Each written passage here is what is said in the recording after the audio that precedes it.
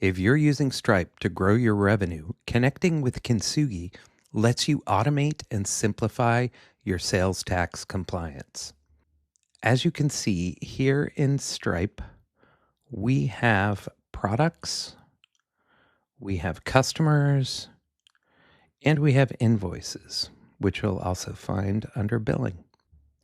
To get connected, we just need to go into Kintsugi, go Data Sources, Browse Integration, and click on Stripe. Now we want to connect to a live, and I am going to connect to my org.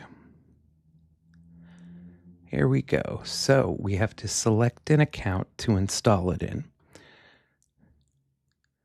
It will confirm what it has access to, and then we click Install. All right, the install is successful.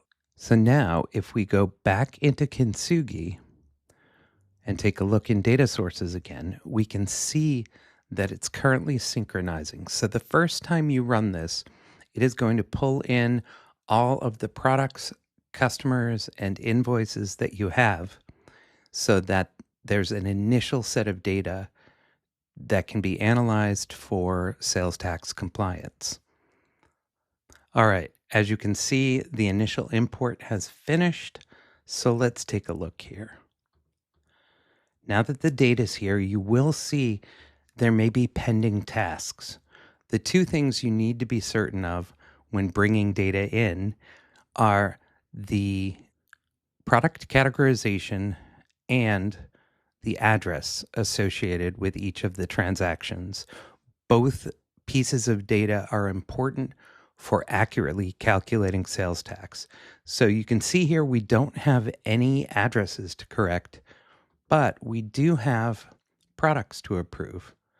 So Kintsugi Intelligence will help you with both addresses and products. And as you can see here, it has already taken a look at all of the information we've given it and come up with a category and subcategory for each. You can bulk approve all of them. You can approve individually, however you need to. So now you are all set.